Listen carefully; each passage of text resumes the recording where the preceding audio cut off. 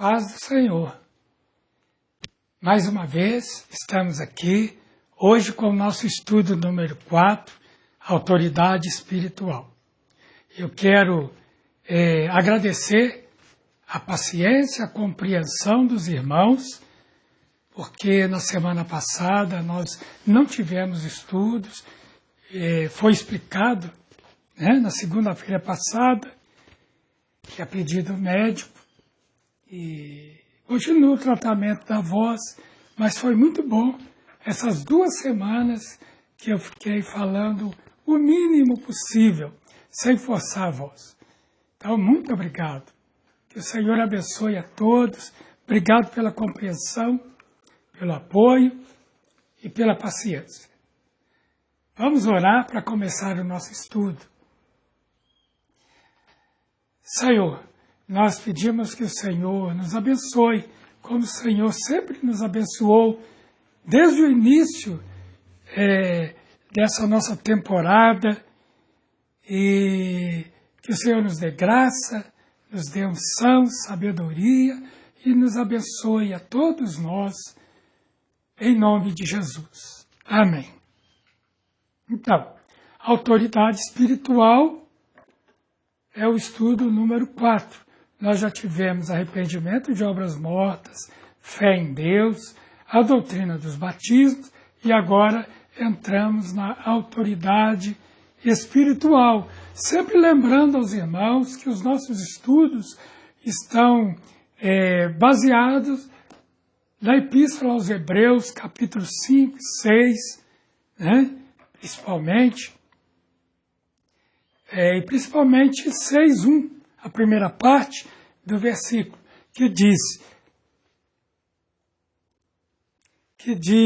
por isso, pondo de parte os princípios elementares da doutrina de Cristo, deixemo-nos levar para o que é perfeito. Pois bem, a letra A, o título, autoridade, é um princípio do reino de Deus.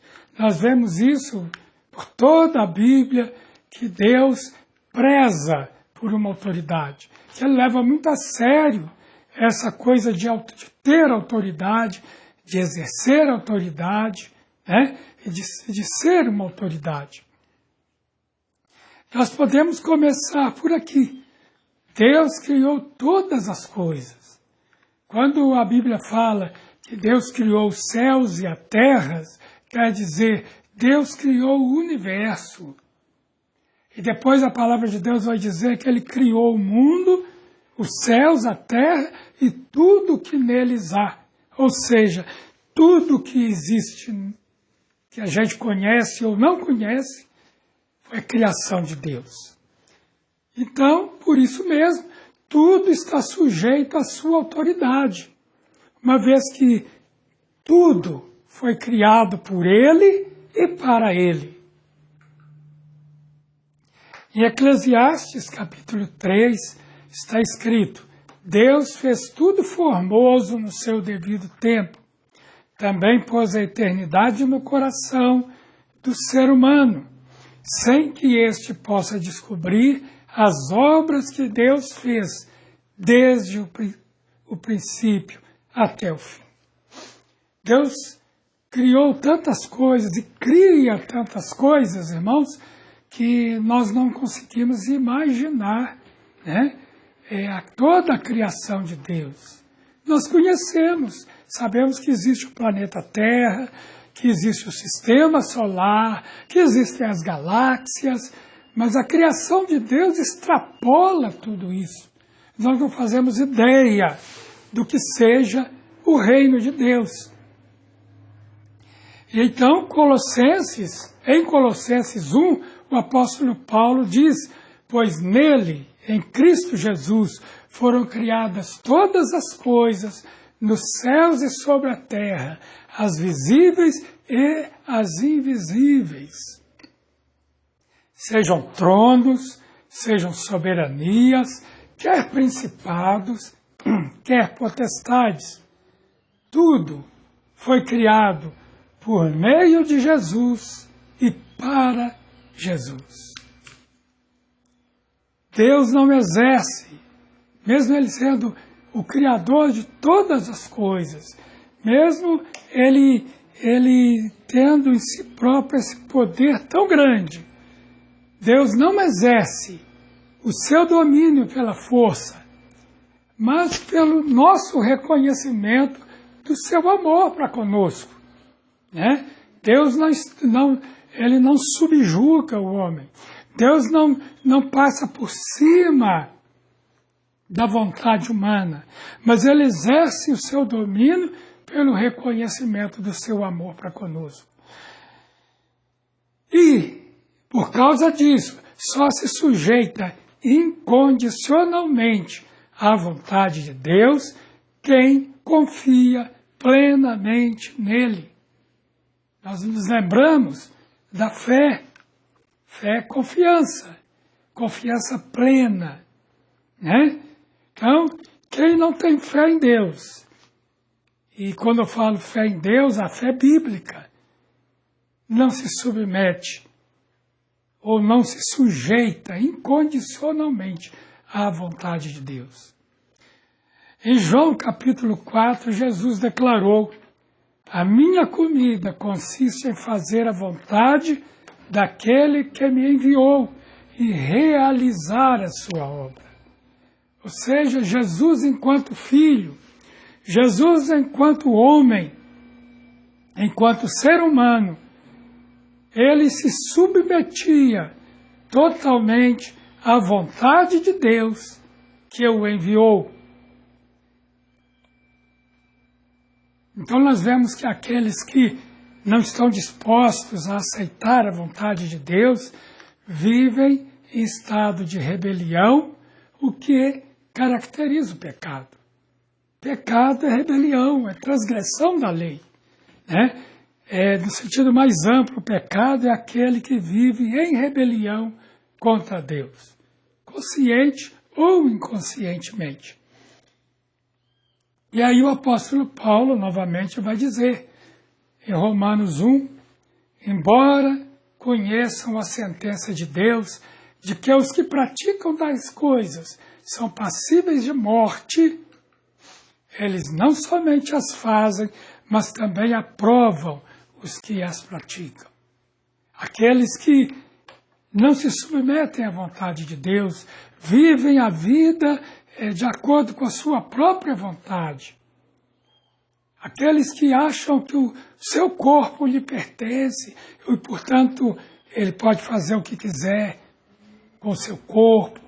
Aqueles que acham que são donos de si próprios e que, portanto, acham que podem viver do jeito que mais lhe convier, são estes que o apóstolo diz. Eles não somente aprovam as coisas que praticam, mas também aprovam que outros também venham a praticar as suas obras. Então nós vemos que o princípio de rebelião não pode viver pacificamente com o princípio de autoridade. Isso é óbvio. Como que a rebelião convive pacificamente com o princípio de autoridade? Porque o princípio da autoridade requer disciplina, requer obediência, requer uma série de outros princípios, né, que nós chamamos de ética. E aí entra a ética moral, a ética cultural, uma série de coisas. Como tudo isso, todo esse princípio, tudo isso que forma, né, ou que está contido no princípio de autoridade, pode conviver pacificamente com o princípio da rebelião, que nega todos esses princípios. No coração do rebelde está o desejo de ocupar o lugar de Deus. E isso começou lá atrás, há tempos, né, que não sabemos quanto tempo, lá antes da criação da terra, antes da criação desse lugar em que nós habitamos. Coração entrou no coração de um querubim, querubim da guarda, né? A palavra Lúcifer significa aquele que leva a luz, aquele que carrega a luz. Eu costumo dizer que esse querubim era o braço direito de Deus. Mas a rebelião entrou no coração dele pelo desejo de ocupar o lugar de Deus, de ser o seu próprio Deus, de ditar as suas próprias normas de bem e de mal. E o querubim caiu. E assim é até hoje. No coração da pessoa rebelde, né, está o desejo de ser o seu próprio Deus, de ditar as suas normas, seus próprios princípios de bem e de mal. Nós vemos que, após o juízo final, esses dois princípios, o princípio da rebelião e o princípio da autoridade, estarão eternamente separados. Caso contrário, o caos continuaria reinando na criação, pois nós sabemos que o caos entrou na criação a partir do pecado. Em segundo lugar, letra B, a rebelião do homem e as suas consequências. Como eu disse agora mesmo, a primeira criatura de Deus que se rebelou foi Lúcifer, quando arregimentou 1/3 dos anjos do céu para a sua rebelião. Em Apocalipse 12:4 está escrito: a sua cauda, fala da besta, a sua cauda arrastou a 1/3 parte das estrelas do céu, as quais lançou para a terra. Como consequência dessa rebelião, aquele querubim, né, ele foi destituído do seu cargo no reino de Deus, expulso do céu e lançado na terra. Isso está demonstrado no livro de Ezequiel, capítulo 28, versos 11 a 17. Lá nós vemos que Satanás e seus anjos tomaram uma decisão eterna de não reconhecer a autoridade de Deus. Satanás significa adversário. Lúcifer se tornou Satanás. O 3º capítulo de Gênesis relata o fato da queda do ser humano, informando-nos acerca do seu primeiro lar, lá no Éden, um lugar maravilhoso, né? Nos informando da inteligência que Deus concedeu ao homem, do seu serviço no Jardim do Éden. Nos informa também sobre as 2 árvores. A árvore do conhecimento do bem e do mal e a árvore da vida. E nos informa sobre o primeiro matrimônio. Ali Deus uniu aquele primeiro casal. Menciona especialmente as 2 árvores, a do conhecimento do bem e do mal e a árvore da vida. Essas 2 árvores pareciam dizer aos nossos primeiros pais: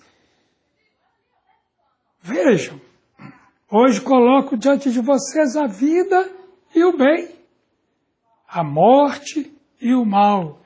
Está escrito em Deuteronômio 30. Por quê? É a pergunta que geralmente se faz. Por que a árvore proibida, ou seja, a árvore do conhecimento do bem e do mal, foi colocada ali? Ela foi colocada ali para prover um teste pelo qual o homem pudesse, amorosa e livremente, escolher servir a Deus. E dessa maneira, desenvolver o seu caráter, pois o propósito de Deus sempre foi que tivéssemos o seu caráter de santidade. Então nós vemos em Gênesis 2 que o Senhor tomou o homem e o colocou no jardim do Éden para o cultivar, serviço e para o guardar. E o Senhor Deus ordenou ao homem: de toda árvore do jardim você pode comer livremente, mas da árvore do conhecimento do bem e do mal você não deve comer, porque no dia que dela comer, você certamente morrerá. A serpente, então, semeia dúvidas e suspeitas no coração de Eva. Nós vemos que a serpente se aproxima de Eva de modo furtivo e furtivamente, como eu diria, desperta o desejo de Eva de se alimentar daquele fruto, semeando dúvidas e suspeitas no seu coração.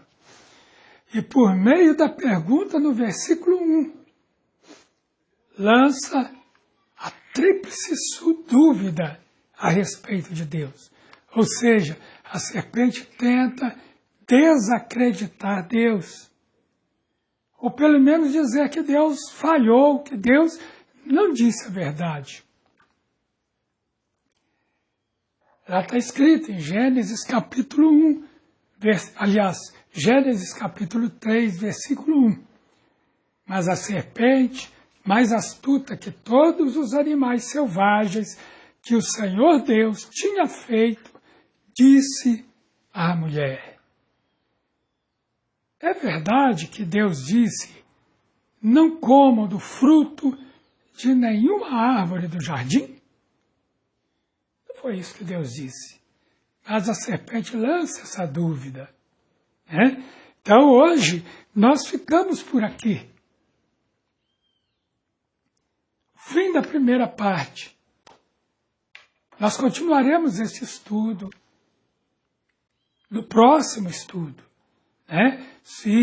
Quando nós continuaremos passeando pela Bíblia e vendo, e principalmente vendo quais foram as dúvidas, as 3 dúvidas, ou pelo menos as 3 principais dúvidas lançadas no coração do homem pela serpente. Dúvidas que fizeram com que o homem caísse. Né?